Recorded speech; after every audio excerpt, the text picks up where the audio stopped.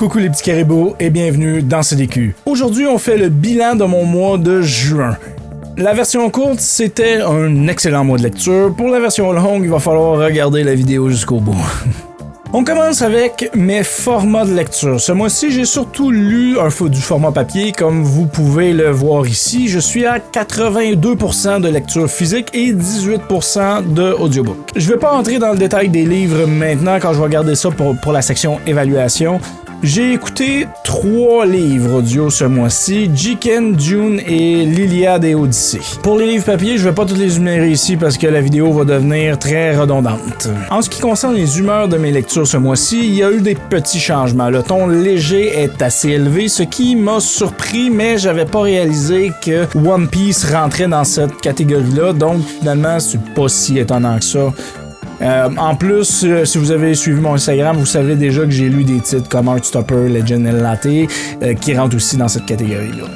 En deuxième position, comme d'habitude, on a évidemment Aventure, grâce à des livres comme A Series of Unfortunate Events, One Piece. Globalement, un peu différent, mais quand même assez similaire à d'habitude. Le sombre est quand même assez bas ce mois-ci comparativement à le premier tiers de l'année, parce que je lisais à ce moment-là Tokyo Ghoul, mais il est quand même un peu là parce que évidemment il y a la série A Series of Unfortunate Events qui rentre là-dedans entre autres.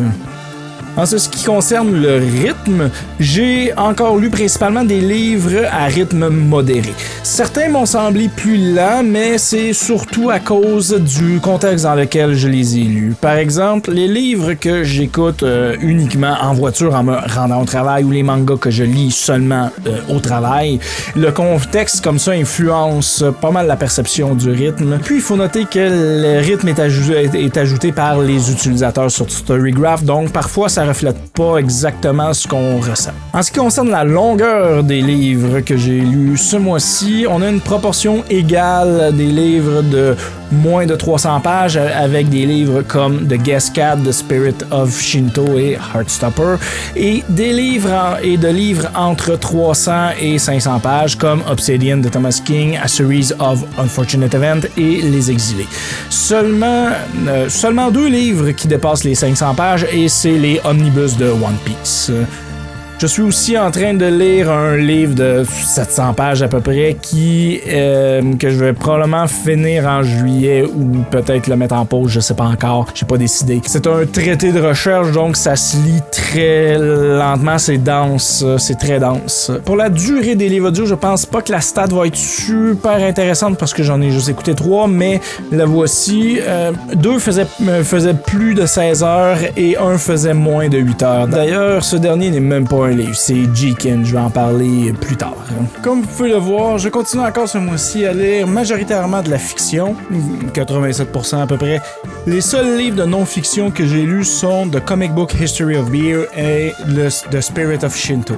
J'aimerais lire un peu plus de non-fiction, idéalement j'aimerais d'être autour des 10%, mais comme je lis souvent selon mes humeurs, je m'éloigne parfois de mes plans. Parlons un peu des genres que je lis. Ceux que j'ai lus le plus ce mois-ci, c'est la fantasy, le mystère, LGBTQIA+. Évidemment, les livres que j'ai énumérés tantôt, One Piece, Legends and Latte, A Series of Unfortunate Events, Obsidian, Heartstopper, entre autres, entrent respectivement dans au moins 2 de ces catégories.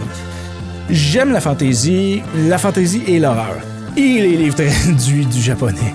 Je vais tenter de lire un peu plus de ce style à l'avenir, même si techniquement les livres traduits du japonais, c'est pas vraiment un style. Je voulais vous parler un peu des auteurs que j'ai lus ce mois-ci. À égalité, on retrouve Eiichiro Oda et Lemony Snicket avec 2 livres chacun. Techniquement, j'ai lu 6 tomes de One Piece, mais étant donné que je lis les omnibus, c'est 3 en un.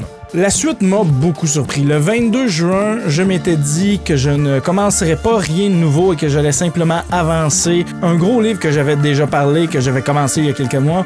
Je l'ai fait, mais j'ai aussi commencé plein d'autres choses. Donc, Alice Osman se retrouve dans cette liste aussi avec 2 livres lus et je sais déjà que je vais en lire au moins 3 de plus le mois prochain.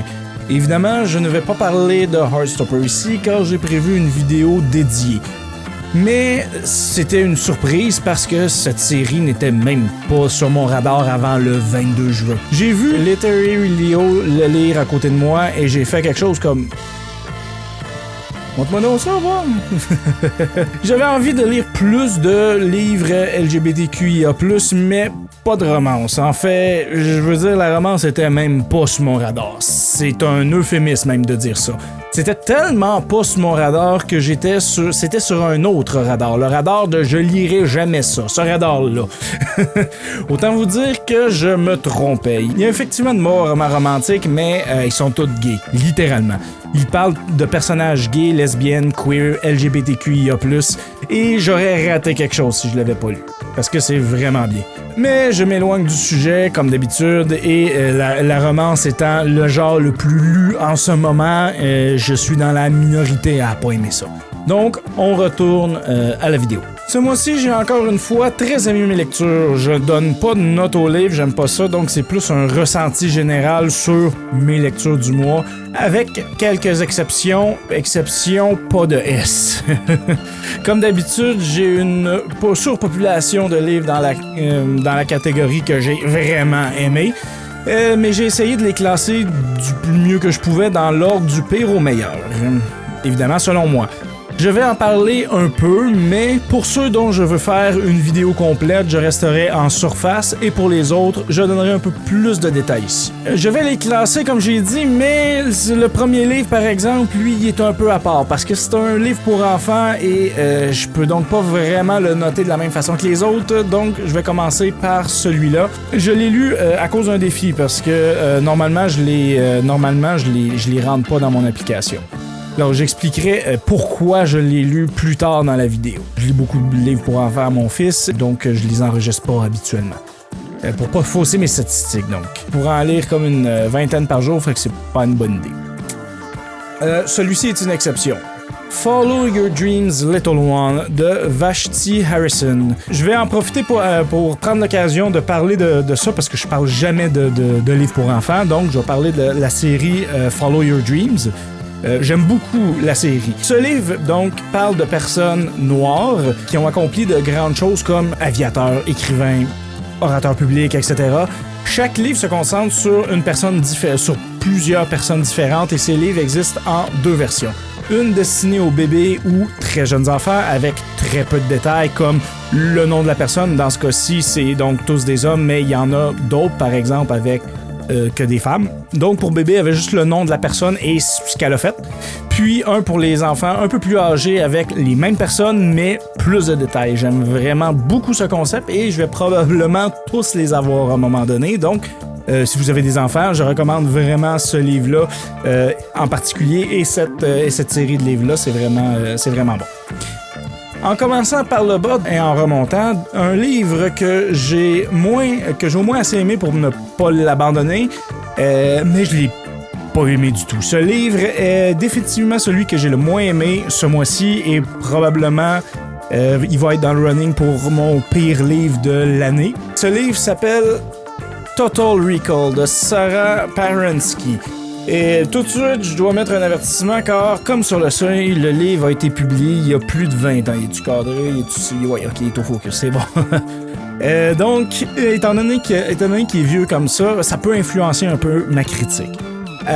Avant que vous demandez, non, ça n'a rien à voir avec le film Total Recall. Et ça va être mon premier point, justement. Ce qui est vraiment drôle, c'est que j'ai acheté le livre en même temps que l'autobiographie d'Arnold Schwarzenegger qui s'appelle aussi Total Recall. Probablement parce que les deux étaient en promotion à ce moment-là. C'est souvent comme ça que je fonctionne. Je savais à l'avance, par exemple, que ce livre-là était pas lié au film Total Recall, mais quelqu'un pourrait facilement prendre ce livre en pensant qu'il s'agit du film. Et donc, c'est là mon premier reproche. Ça paraît peut-être moins évident aujourd'hui, mais à l'époque où est-ce que le livre est sorti, ça faisait seulement 10 ans que le film Total Recall était sorti. Et ce livre-là est le 10e à peu près, je pense, d'une série. Donc, il n'y avait pas besoin de capitaliser sur les gens qui ont vu le film qui peuvent se tromper. Et si l'auteur a dit qu'elle a jamais vu ni entendu parler du film, ça serait assez difficile de la croire. C'est pas comme Suzanne Collins avec Hunger Games. Je pense pas que ma critique de Bataille Royale est sortie encore. Je l'ai filmé, mais je l'ai pas fini de la monter, j'ai pas eu le temps. Mais j'en parle de ça, justement. Parce que Hunger Games et Bataille Royale ont vraiment beaucoup de points communs dans la partie jeu. Et Collins, elle, a dit qu'elle connaissait pas Bataille Royale avant d'écrire et je la crois. Parce que c'était Bataille Royale était surtout au moment... Il est plus connu aujourd'hui, mais au moment de l'écriture, il était vraiment moins connu, donc je la crois. Par contre, le film Total Recall, c'est un mastodonte de son époque comparé à Bataille Royale, donc peut-être qu'elle a pas vu ou entendu parler, mais si c'est le cas, elle vivait dans une grotte. Au moins, il y a un lien avec le titre, par exemple. C'est comme l'histoire de quelqu'un qui oublie des affaires, puis qu'elle va voir quelqu'un pour l'aider à se rappeler, puis la monnaie, elle a un total recall parce qu'elle se rappelle de tout, mais donc c'est ça, puis j'ai jamais réussi à rentrer dans l'histoire. Je vais peut-être essayer d'autres livres de cet auteur un jour, éventuellement, parce que je trouve qu'un seul livre, c'est pas suffisant pour dire si j'aime pas son style ou si j'étais juste pas dans le bon état d'esprit, j'avais pas envie de lire encore des enquêtes policières, par exemple, j'étais peut-être un peu gavé aussi, j'étais un mood reader, donc si mon mood avait fini, je sais pas, mais donc j'ai juste pas réussi à rentrer dans l'histoire celui-là. Maintenant, on va parler de l'Iliade et l'Odyssée d'Homère. C'est probablement les histoires les plus anciennes que j'ai jamais lues et que ça va probablement le rester. Ça date d'environ 2775 ans et 2875 ans dans ces eaux-là. Là, ça va être encore plus difficile parce que donc c'est un livre traduit, puis traduit d'une langue morte. Donc, je suis toujours en train de me demander qu'est-ce qu'Homère voulait vraiment dire. Mais on le saura probablement jamais car on le connaît que par des traductions et par l'archéologie. D'après ce que je comprends, c'est une histoire qui est censée être chantée en t'accompagnant d'un instrument, donc c'est assez compliqué à reproduire aujourd'hui parce que je ne vais pas chanter en lisant un livre ou en l'écoutant dans ce cas-ci. J'ai aussi compris comment elle ne l'a pas vraiment écrit au sens écrire du terme, donc il a composé le texte, inventé le texte, mais je veux dire oralement. Il aurait été mis vraiment en écrit par quelqu'un d'autre 100 à 200 ans après, fait que ça aussi ça peut influencer. L'Iliade est très connue, j'ai donc très peu à dire dessus. Je vais tout de suite passer à l'autre parce que mon audiobook avait les deux dessus. L'Odyssée raconte le voyage d'Ulysse qui essaie de revenir chez lui après la guerre de Troie, ça y a juste pris à peu près 20 ans. Au début, j'ai cru que je m'étais trompé de livre. Pendant longtemps, Ulysse est juste même pas là, en fait. Pendant le premier chapitre du livre, pas chapitre, excusez-moi, livre, parce que il appelle les chapitres des livres. Oui. On a un résumé de toutes les aventures que Ulysse va devoir affronter en essayant de revenir chez lui. Après ça, il est plus là pendant la moitié de l'histoire, puis on suit son fils. Honnêtement, j'ai vraiment cru que tous ceux qui disaient avoir lu ça faisait juste le dire pour se donner des airs, mais qu'il l'avait juste vraiment pas lu, mais oui, il revient à un moment donné. À partir de la moitié, ça redevient l'histoire d'Ulysse et on va voir toutes ces aventures qu'on a entendues dans l'introduction puis qu'on connaît. J'ai plutôt aimé parce que j'aime la mythologie grecque et l'histoire en général, mais il y avait quelques trucs bizarres. Par contre, chaque fois que, par exemple, on parlait d'une flèche ou d'un épée, les personnages parlaient d'un gentle shaft. Je sais pas si c'était intentionnel ou un truc du traducteur, la traduction, ou si ça voulait dire autre chose il y a 3000 ans. C'est difficile à dire, mais j'ai trouvé ça étrange. Étrange et drôle, parce que des fois, j'ai 5 ans. Ensuite, une très grande surprise ici, un type de livre que je ne pensais jamais lire, comme je l'ai dit précédemment, un roman d'amour, YA, graphic novel, LGBTQIA+. C'est tout ce qui vient après amour qui m'a fait suffisamment intrigué pour le lire. Et en fait, la romance. Non. Romance, roman graphique, LGBTQIA+, t'as piqué ma curiosité, Osman. Pour être complètement transparent, si cela avait été un livre classique, pas un roman graphique, je l'aurais probablement pas pris et j'aurais eu tort. J'aurais vraiment passé à côté de quelque chose. Heartstopper volume 1 de Alice Oseman. Je veux pas en parler trop dans cette vidéo parce que je vais avoir assez à dire pour en faire une vidéo à part ou pour une vidéo pour toute la série, juste dire que c'était étonnamment intéressant. Vous devriez attendre la vidéo complète pour en avoir plus ou le lire vous-même, évidemment. C'est disponible en français, j'ai vérifié pour une fois. C'est rare que je vérifie, mais voilà. Passons au suivant, Dune, écrit par Frank Herbert. Tout d'abord, j'ai écouté la version audio et il y avait beaucoup de narrateurs. pour différents personnages. Quant au temps de personnes qui travaillent sur un seul projet, ça rend beaucoup plus difficile la job d'un ingénieur du son pour faire son travail. Il y a beaucoup de voix différentes, peut-être pas beaucoup d'équipements si les enregistrements n'ont pas été faits dans le même studio et donc aussi peut-être plusieurs environnements d'enregistrement différents. Donc ça rend donc beaucoup plus difficile la tâche d'obtenir un produit final cohérent et équilibré. Pour la plupart, la qualité était bonne. Il y a eu quelques problèmes, je l'ai lu, ça fait comme un mois, fait que ça commence à s'effacer un peu, mais je pense, si je me souviens bien, qu'il y avait un des narrateurs qui était un peu plus faible que les autres, un qui était un peu plus fort que les autres, mais overall, pour un projet avec autant de monde, si je me souviens bien, il y avait quelque chose comme 12 narrateurs dessus, c'était très bien. Par contre, pour l'histoire, c'est une autre histoire, justement. Ça m'a pris 30% du livre pour rentrer dedans. Je le sais grâce à Storygraph d'ailleurs. Pour vraiment m'investir, ça a été très très long, donc et ça a pris vraiment du temps. Mais quand j'ai réussi à rentrer dedans, j'étais vraiment dedans. C'est une histoire qui est complexe avec beaucoup de personnages, une planète vaste et un contexte politique important, une rébellion, donc il faut quand même un long moment, une longue phase d'introduction pour construire tout ça. Et en plus, après ça, j'ai vu que c'était une hexalogie, fait que j'ai fait « Oh, hell no! » Je l'ai aimé, mais pas assez pour me gaver de 6 livres de ça. En plus, la série est même pas finie parce que malheureusement, l'auteur est décédé avant d'écrire le 7e volet qui aurait tout wrappé ça up apparemment. Donc, en plus, il y a ça. Fait que, honnêtement, ça me tente vraiment pas de continuer. On va voir, mais pour l'instant, non. Avant qu'on me le demande, j'ai pas encore vu le dernier film de Denis Villeneuve. On en a parlé en bien, par contre, mais j'ai vraiment peur de le comparer tout le long à l'original. Je suis un grand fan de David Lynch qu'on a perdu cette année, malheureusement. Et j'ai vraiment beaucoup aimé sa version de Dune de 84. Mais je vais regarder la nouvelle version. Je sais pas quand, parce que j'ai pas beaucoup de temps, mais je vais le faire. Ensuite, j'ai lu Les Exilés, écrit par Héloïse Côté. Je suis en train d'écrire un script pour faire une vidéo complète dessus, fait que j'en parlerai pas beaucoup. Sachez que je l'ai beaucoup aimé. Puis pour vous donner une idée, c'est de la old fantasy, mais sans magie, one shot, donc pas de série. C'est québécois, puis c'est probablement un des meilleurs livres de fantasy que j'ai lu cette année, jusqu'à maintenant. Ensuite, nous avons le volume 2 de Heartstopper. Oui, il est pas avec l'autre, parce que je l'ai plus aimé, puis j'essaye de les mettre en ordre. Donc, comme pour le premier, j'en parlerai pas vraiment ici parce que je suis en train de planifier une vidéo complète pour la série, mais j'ai aussi lu ça. Maintenant, il y a 2 livres un peu égales ici pour lesquels je vais faire des vidéos, fait que j'en parlerai pas beaucoup. Le premier, c'est The Comic Book Story of Beer, écrit par Mike Smith, Tom Orzechowski, Mike Connell, et le second est One Piece, Omnibus 3.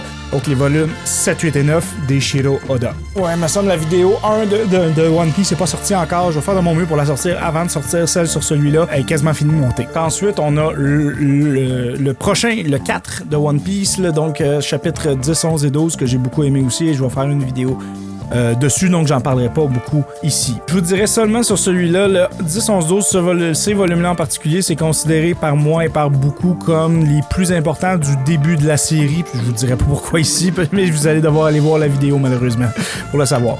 Mais c'est des très bons volumes. Ensuite, nous avons The Guest Cat, écrit par Takashi Hiraide, publié par New Direction Publishing et traduit par Eric Selland. C'est un livre japonais et que j'ai lu la traduction en anglais, évidemment, et c'était vraiment surprenant. L'auteur est un poète, donc un style pour lequel je vais jamais d'habitude, mais c'est pas un poème ici. Je suis content de l'avoir pris parce que c'était très surprenant. Mon post Instagram à propos de ce livre-là m'a laissé un goût amer en bouche. J'ai mis mon chat dedans, puis il y a eu beaucoup plus de vues que mes posts d'habitude, même que la plupart de mes reels qui font d'habitude plus de vues, donc mon chat fait plus de vues que moi. En même temps, il est plus cute, donc je pense que ça explique tout. Revenons au livre. Laissez-moi juste vous lire le résumé que le publisher nous a donné pour vous donner une idée. Best-seller en France et lauréat du prix littéraire Kiyama Shoen au Japon. The Guest Cat du poète acclamé Takashi Hiraide est un roman subtilement éprouvant et exceptionnellement beau sur la nature éphémère de la vie et les manières idiosyncratiques. Un couple dans la trentaine vit dans un petit cottage loué dans un quartier calme de Tokyo. Ils travaillent à la maison, font du travail de relecture en freelance. Ils ont plus grand chose à se dire, mais un jour, un chat s'invite dans leur petite cuisine. Il part, mais revient le lendemain. Puis encore et encore. Bientôt, ils achètent des friandises pour le chat et prennent plaisir à parler de l'animal et de ses petites habitudes. La vie semble avoir soudainement plus de promesses pour le mari et la femme. Les jours ont plus de lumière et de couleurs. Le roman regorge de petites joies nouvelles et de nombreux moments de beauté poétique stupéfiante, mais ensuite, quelque chose se passe. Ce livre a été une grande surprise pour moi. Je l'ai pris comme une sorte d'entremets. Je venais juste de finir Total Recall que j'ai pas aimé, donc je m'attendais à rien. Puis j'ai fini par être profondément touché. C'est le type de livre qui te fait ralentir ta lecture pour le savourer. Comme vous pouvez le voir dans le résumé, il n'y a pas vraiment d'action dans le livre. C'est juste un chat qui rentre, qui sort, puis c'est littéralement tout. Mais c'est extrêmement, et j'utilise pas le mot extrême à la légère, extrêmement bien écrit, cosy et vraiment relaxant à lire. C'est super rapide à lire aussi, c'est pas très épais. Fait que je peux le recommander vraiment à tout le monde. Par contre, je pense pas que ça soit en français. J'ai cherché, mais j'ai rien trouvé malheureusement. Il y a des livres comme ça qui sont de grandes surprises, comme Heartstopper aussi. Je l'ai pris sans attendre quoi que ce soit, puis je l'ai fini de le lire d'un seul coup. Le seul autre livre aussi cosy que j'ai lu, à part Legend and Latte évidemment, c'est probablement Sweet Bean Paste l'année dernière. Je voulais vraiment faire une vidéo dessus, mais j'ai juste pas le temps d'aller m'attaquer à mon backlog de lecture, malheureusement. Alors, laissez-moi juste vous dire ceci. Lisez-le. Je sais, c'est vraiment peu, mais je veux vraiment pas rien dire sur Sweet Bean Paste parce que je veux pas vous le spoiler. Mais c'est quand même assez court aussi. Plus épais que ça quand même, mais quand même assez court. C'est bien écrit, puis c'est profondément émouvant aussi. Ça m'a même fait pleurer. Et je pleure pas facilement. En tout cas, ça, c'est ma version des faits et j'y tiens. Maintenant, on rentre dans le main event. Dans cette section-là, on va avoir 6 livres qui sont vraiment ceux que j'ai le plus appréciés ce mois-ci. Ma pile commence à être haute. Pour commencer, nous avons les 2 tomes de la série Series of Unfortunate Events de Lemony Snicket, publié par HarperCollins. Le tome 11 de Grim Grotto, c'est pas le bon. Le tome 11 de Grim Grotto et le tome 12 de Penultimate Peril. Je veux pas trop en dire pour l'instant parce que comme pour les autres vidéos de cette série-là, je vais sortir des vidéos dédiées pour ça. Je sais pas à quel point c'est disponible en ce moment en français, mais je sais que ce l'est parce que j'ai vérifié. Mais je sais pas à quel point c'est facile de l'acheter. Ensuite, Jiken. C'est pas un livre, mais c'est une série audio exclusive à Audible et c'est la raison unique pourquoi j'avais pris un abonnement Audible à la base. C'est en français, uniquement, écrit et interprété par Louis San. D'abord, il a fait cette série-là, puis ensuite, il a écrit un livre dessus. Et j'ai écouté la série et j'ai lu le livre à peu près comme 5 fois chaque jusqu'à maintenant. J'en ai juste jamais assez. Louis San, c'est un YouTuber franco-japonais qui parle surtout du Japon et qui sait vraiment très bien comment conter une histoire. Cela dit, c'est pas pour tout le monde, par exemple, parce que c'est du true crime, donc c'est des vrais crimes qui ont été commis au Japon ou par des Japonais, et c'est quand même très diversifié. Pour des raisons évidentes, je vais pas trop en parler parce que pour pas risquer de faire fermer cette chaîne, je vais rester très en surface. La série mélange des crimes qui sont plus connus à l'international et d'autres qui sont plus obscurs. Ce genre de sujet, si ça vous plaît, foncez, c'est vraiment un des meilleurs que j'ai trouvé dans le domaine. Puis le livre est très bon aussi. Je vais aussi devoir réactiver mon abonnement Audible que j'avais annulé parce que Louis San vient d'annoncer une saison 2 et je suis super excité par ça. Ce qui est un peu étrange vu le thème, mais ça promet quand même d'être génial. Je sais pas s'il va publier un livre sur cette saison-là, il en a pas parlé, mais ça serait bien aussi, puis c'est sûr que je serais intéressé. La saison 2 est prévue pour sortir en septembre, je pense, ou dans ces eaux-là. On arrive presque à la fin, il reste plus que 2 livres. Ensuite, nous avons Legend and Latte et je ne parlerai absolument pas de ce livre-là parce que c'est un des meilleurs livres que j'ai lu donc cette année et je veux faire une vidéo dédiée dessus. Je dirais seulement Cozy Fantasy pour vrai. Avant d'annoncer mon livre préféré de l'année, j'ai-tu de la place moi? Avant d'annoncer mon livre préféré de l'année, je veux parler d'un autre livre qui va être comme pas vraiment en ordre parce que c'est un livre qui parle de la religion, fait que c'est Je veux pas le rater avec les autres, donc je vais en parler un peu à part comme le premier. C'est un livre que j'ai précommandé dès l'ouverture des précommandes, The Spirit of Shinto, Finding Nature and Harmony on Japanese Sacred Path, écrit par Hector Gracia et publié chez Toodle Publishing. Toodle, le petit carré rouge ici, c'est vraiment pas bon pour mon budget. Je devrais même pas être abonné à leur Instagram. Je vois qu'ils ont publié un story, puis je sais ce qui va se passer. Je le sais, mais je clique dessus pareil. Puis c'est quelque chose que je veux. En ce moment, je suis comme un peu en train de me convertir au shintoïsme, mais en vrai, tu peux pas vraiment te convertir au shintoïsme parce que c'est techniquement pas une religion. C'est un système de croyances et quelque chose qui va influencer ta façon de vivre. Même si tu demandes à un japonais s'il est religieux, il va probablement te dire non, mais en même temps, il va faire tout selon la tradition Shinto. Si vous êtes intéressé par le shintoïsme, c'est une introduction courte et accessible. Comme vous voyez, c'est pas très épais comme livre non plus. Ça couvre l'histoire, la mythologie, les symboles, les sanctuaires, les rites. En gros, une super lecture pour quiconque veut en apprendre plus sur le shintoïsme, même si c'est pas un cheminement spirituel comme moi. Et c'est bien plus digeste que l'autre livre que je lis depuis février, Shinto Ha History, de Ellen Hartcare, publié chez Oxford University Press. Celui-là, c'est une vraie grosse étude de 700 pages sur l'histoire du shintoïsme. En plus, c'est écrit tout petit, un peu comme Through the Moon Gate, puis How I Made 100 Movies in Hollywood and Never Lost a Dime. Donc, chaque page est très, très dense à lire. Donc, de ce côté-là, c'est beaucoup plus difficile à recommander. Je le lis depuis comme février à peu près.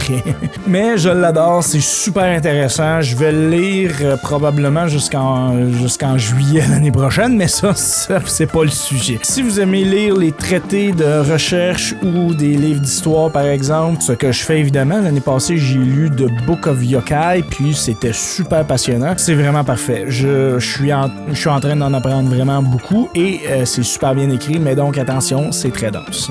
Pour finir, un livre que je peux déjà vous dire qui va faire partie de mes favoris de l'année, Obsidian de Thomas King, publié chez À lire dans la version que j'ai en tout cas. J'ai la version française parce que... mais il écrit normalement en anglais. Je vais faire une vidéo vraiment dédiée à ce livre parce que c'est vraiment un des meilleurs que j'ai lu, donc je vais pas vraiment en parler ici. Mais je vais vous dire que j'ai décidé d'essayer Thomas King avant de réaliser que juin, c'était le mois de l'histoire des peuples autochtones au Canada. Quand je m'en suis rendu compte, j'ai décidé de le lire immédiatement. Je cherche toujours à élargir mes lectures et ce genre d'événements est super parce que ça te pousse à découvrir ce qui existe en dehors de ta zone de confort. Mais ça devrait pas être les seuls moments pour le faire. Utiliser ces mots thématiques-là comme prétexte, oui, mais restez pas juste là. Repoussez vos limites. Quand vous les avez repoussées, restez là. Et lisez pas seulement des auteurs autochtones en juin ou uniquement des auteurs noirs en février. Oui, lisez-les pendant ces périodes-là, évidemment. Mais essayez aussi d'en lire tout au long de l'année, c'est important. On peut retrouver des trucs qui nous surprennent beaucoup. Bref, le mois de juin a été quand même un super mois de lecture. Comme vous avez pu le voir dans tout ce qu'on a discuté dans les derniers 100 ans. J'ai l'impression que ça fait 100 ans que je parle. J'ai beaucoup moins écouté d'audiobooks ce mois-ci. J'en ai juste écouté 3. J'étais pas trop inspiré, puis j'avais beaucoup de livres physiques en attente, donc j'ai préféré me concentrer sur ceux-là. Côté objectif, ce mois-ci, j'ai dépassé mon objectif de pages pour l'année qui était de 15 000 pages. Et je suis maintenant à 18 100 pages. Donc clairement, je me suis sous-estimé et vu les difficultés que j'ai eu à lire, c'est un résultat incroyable. C'est tellement le fun de pouvoir lire autant que ça pour moi. J'ai jamais lu autant que ça de ma vie. C'est merveilleux. J'ai aussi atteint un autre palier qui est les 100 livres physiques depuis que j'ai commencé à traquer mes lectures sur Storygraph en août 2024. Mon 100e livre, c'était justement Obsidian. Il me reste un dernier défi pour l'année, c'est le Storygraph Genre Challenge 2025. Je l'ai pris pour me dépasser. Sortir de ma zone de confort et découvrir des lectures que j'aurais même pas eues sur mon radar et je suis déjà à 60% sur ce challenge-là. Ce que j'aime beaucoup dans ce défi-là, c'est qu'on peut voir aussi les recommandations. Donc, on a toute la liste que les autres lecteurs ont ajoutée dans chaque prompt, dans chaque catégorie. C'est à la fois bien et un peu déroutant parce que Parfois, tu vois des livres que dans une catégorie que tu l'aurais pas du tout placé. Mais bon, c'est les utilisateurs qui choisissent quel livre ils mettent dans quelle catégorie, donc I guess que tout le monde fait ce qu'il veut. Bref, voici quelques trucs que j'ai lus dans le cadre de ce défi-là. Un non-fiction sur l'art visuel ou un artiste, où j'ai choisi d'inclure la musique là-dedans avec White Line Fever de Lemmy Kilmister, le chanteur du groupe Motorhead. Un livre jeunesse publié après 2022 par un auteur de couleur, Follow Your Dream Little One. Je lis beaucoup de livres pour enfants, comme je disais, mais je les ajoute pas dans mon Storygraph. À part celui-là, donc pour ce challenge-là. Ensuite, un non-fiction sur une personnalité du sport où j'ai choisi d'inclure le Sports Entertainment, la lutte là-dedans, parce que j'étais un grand fan de lutte. Donc, j'ai lu Ringmaster, qui est sur Vince McMahon. Ensuite, il fallait que je lise une bande dessinée écrite par une femme ou une personne non-binaire, et donc j'ai lu Trans History. Donc j'ai fait une vidéo là-dessus qui est donc le montage est fini et puis elle va publier bientôt. Donc aussi un roman littéraire ou contemporain en traduction avec toute la série Before the Coffee Get Cold, que je vous recommande vivement d'ailleurs. Ensuite, un livre sur les jeux vidéo, en fait plusieurs. Donc, j'ai lu Through the Moon Gate et Explore Create. Les deux parlent de Richard Garriott, entre autres. Pour ce challenge-là, il me reste à lire un roman d'horreur queer, un recueil de poésie centré sur la nature. Ça va être plus compliqué. Un recueil d'essais écrit par un auteur en situation d'handicap. Une fiction historique située hors du Royaume-Uni, les États-Unis ou le Canada. Pour la plupart de ces catégories, j'ai déjà trouvé des livres que je veux lire, ou plutôt Literary Hall m'en a trouvé.